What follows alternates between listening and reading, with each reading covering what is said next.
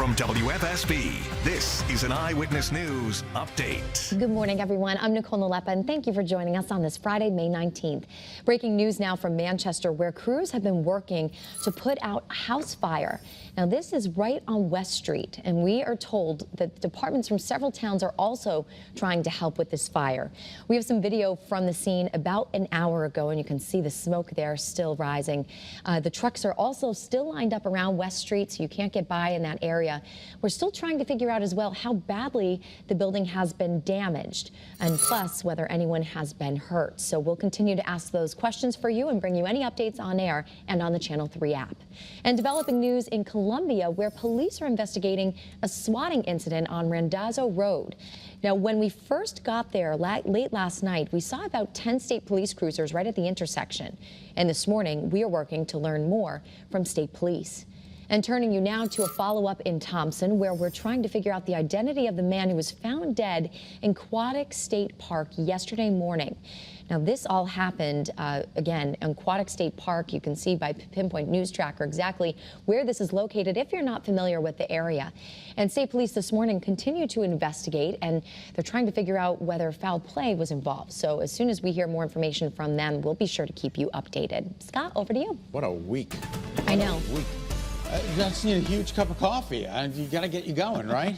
That is a jumbo mug. It's bigger than your head. It's bigger than my head is right. I need it. I'm going to be at Duncan Park tomorrow from, let's say, 7:30 till about 10:30 for the Walk Against Hunger. Come on out and join Renee and I for a Connecticut food share. We'd love to see you. The weather is going to cooperate, I think, for the most part tomorrow morning, but tomorrow late morning, early afternoon, giving you an early warning. That's when the rain begins. And if you're going to see Swifty tomorrow, it's going to get a little wet. So bring those ponchos. All right, our Doppler scans the state dry. Well, that's so unfortunate. The weather is not going to cooperate. Our Doppler scans the state dry. Old Saybrook looks absolutely amazing. As does Hartford, 49 degrees. Good morning to you in Stores, waking up with us there. We appreciate that.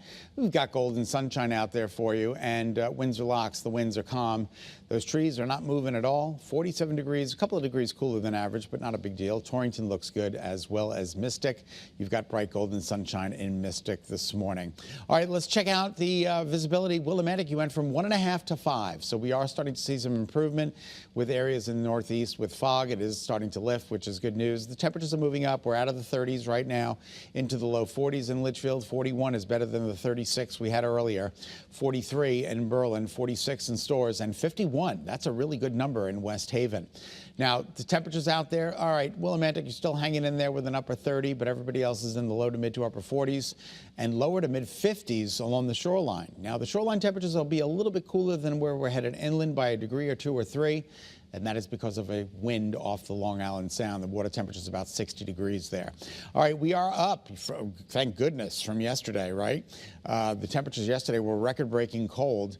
This morning, we're up anywhere from 5 to 14 degrees better than where we were 24 hours ago. Winds picking up a little bit along the shoreline. You'll notice that southerly direction, 5 to 9 miles an hour. And the breezes will be out of the south today, anywhere from 10 to 15 miles. I'll show you that in just a second. In the meantime, get on the bus. Get on the bus. Don't be late for the bus. And make sure sun and clouds during the day today. Temperatures topping out in the upper 60s to near 70. There's the wind direction, 10 to 15 for inland Connecticut out of the south. More of the same for the immediate shoreline out of the due south, anywhere from 10 to 12 miles an hour.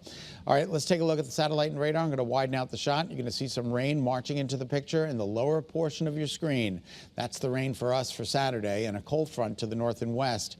It'll join forces with that area of low pressure, and that means rain, rain, rain for Saturday afternoon, Saturday evening, Saturday night, and into very early Sunday morning. Let's watch it on Futurecast, tomorrow's weather today. Here we go, 1, 2 p.m. It starts raining in the state. We're hoping the morning gets off without a hitch. 6 p.m. it's pouring. There could even be some lightning and thunder. Here comes the cold front to knock it out. And by Sunday morning, we are good to go. All right, again, this area of low pressure is going to join forces with the cold front. That's the reason why it's going to be wet during the day tomorrow and tomorrow night. Daytime highs today, upper 60s, low 70s. 7-day forecast once we get through tomorrow's rain.